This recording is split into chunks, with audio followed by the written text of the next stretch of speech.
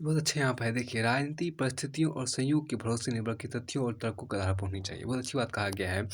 राजनीति परिस्थितियों और संयोगों के भरोसे नहीं बल्कि तथ्यों और तर्कों के आधार पर होनी चाहिए। आरोपों के जवाब में प्रत्यारोप, वर्तमान के जवाब में इतिहास को लाना आज का चरण हो गया है। राजनीति परिस्थितियों और संयोगों के भरोसे नहीं तथ्यों और तर्कों के आधार पर होनी चाहिए। तथ्यों और तर्कों के आधार पर होनी चाहिए। आरोपों के जवाब में प्रत्यारोप, वर्तमान के जवाब में इतिहास को लाना आज का चलन हो गया है। इतिहास याद आया जब, लेकिन इस पर कितने लोग भरोसा कर रही है तो खोज का विषय है। हो सकता है कि आरोप सही हो, लेकिन कौन कब किन परिस्थिति में, लेकिन कौन कब किन परिस्थितियों में किस तरह अपनी बात कर रहा है यह भी महत्वपूर्ण हो जाता है। लेकिन कौन कब किन परिस्थितियों में किस तरह अपनी बात कर रहा है यह भी महत्वपूर्ण हो जाता है। देखिए, बहुत अच्छी बात कहा गया, जब कोई सफाई देने लगता है तो कुछ तो कमज़ोर नज़र आता ही है।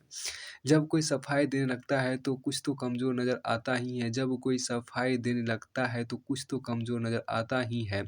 जब कोई सफाई देने लगता है तो कुछ तो कमज़ोर नज़र आता ही है। लेकिन मोदी ने यहाँ पर सफाई नहीं दी, इसलिए वो कमज़ोर नहीं बल्कि एग्रेसिव नज़र आए। उन्होंने बड़ी चतुराई से कांग्रेस के ही नहीं पूरे विपक्ष के हौसलों को पस्त करने की कोशिश की। उन्होंने इतिहास खंगाला और कहा, जो लोग आज हम पर आरोप लगा रहे हैं उन्हें 60 साल पहले के अपने कारनामे भी देख लेना चाहिए। कांग्रेस के शासनकाल में 90 बार अनुच्छेद 356 का उपयोग या दुरुपयोग हुआ।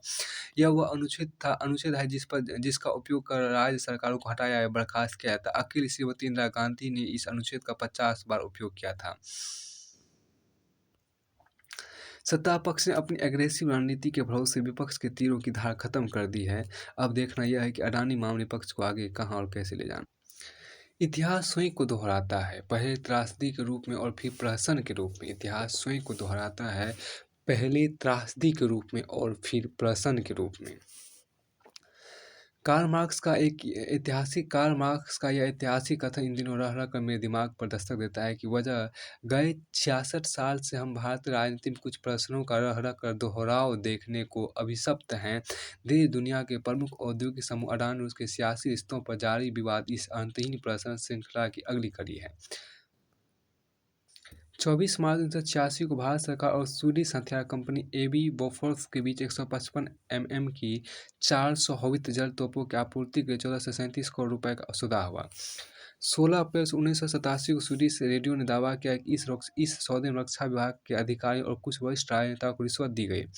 20 अप्रैल को राजीव गांधी ने संसद में सफाई दी कि इसमें किसी बिचौलिए की कोई भूमिका नहीं थी और न ही दलाली दी गई, पर विवाद थमा नहीं। तंग आकर सरकार ने अगस्त 1987 संयुक्त संसदीय समिति का गठन कर दिया। 20 संकालन इसके मुखिया थी। समिति ने इस सदस्य की समिति ने एक सदस्य की नाइते फाकी बावजूद सरकार के पक्ष में रपट दिया। हालांकि सीबीआई की जांच का लंबा सिलसिला चला। बाद में 5 फरवरी 2004 को दिल्ली हाईकोर्ट ने राजीव गांधी रक्षा सचिव एस के भटनागर के खिलाफ रिश्वत के आरोप निरस्त कर दिए। अप्रैल 2012 में स्वीडिश पुलिस ने भी कहा कि राजीव गांधी और अमिताभ बच्चन के खिलाफ कोई सबूत नहीं मिले।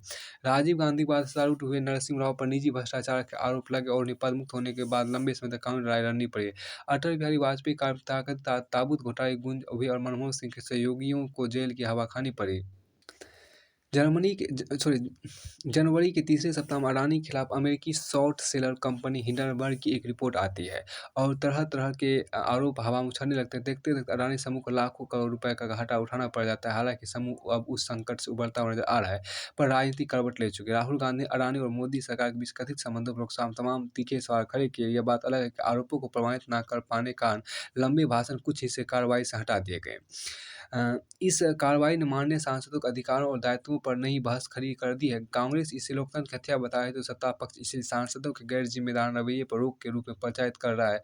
यकीनन राहुल गांधी इस सारे मामले के जरिए प्रधानमंत्री मोदी को घेरना भरसक प्रयास कर रहे थे, वह पहले भी प्रयास कर चुके हैं। पिछले चुनावों से पहले उन्होंने राफेल सौदे में भ्रष्टाचार का मुद्दा उठाया था। उनकी सभाओं में नारे लगते थे, चौकीदार चोर है। यह बात अलग है, प्रधानमंत्री मोदी के चेहरे पर लड़े गए दूसरे चुनाव भाजपा ने पहले ज़्यादा सीटें जीतकर साबित कर दिया कि उन पर मतदाताओं का भरोसा डिगा नहीं बढ़ा है। अब जब अगले आम चुनाव में महज सवा साल का समय शेष है, इस दौरान देखो, जहाँ तक मोदी की बात है, वह एक ऐसे बल्लेबाज की तरह अविचल दिखाई पड़ रहे हैं, अविचल दिखाई पड़ रहे हैं, जो हर विधायक की कठिन से कठिन गेंद आसानी से खेलने की क्षमता रखता है। जहाँ तक मोदी की बात है, वो एक ऐसे बल्लेबाज की तरह अविचल दिखाई पड़ रहे हैं, जो हर विधायक की कठिन से कठिन गेंद आसानी से खेलने की क्षमता रखता है। लोकसभा और राज्यसभा अपने भाषणों में उन्होंने इसलिए एक बार भी इन आरोपों का ज़िक्र तक नहीं किया कि उन्हें खुद पर और देश के 140 करोड़ लोगों के भरोसे पर भरोसा है। मोदी को भ्रष्टाचार के आरोपों में घेरने में जुटा विपक्ष अगर इस बार भी अपेक्षाकृत सफलता नहीं हासिल कर पाता, तो मार्क्स गुत्ती एक बार फिर खुद को चरितार्थ करती दिखाई पड़ेगी।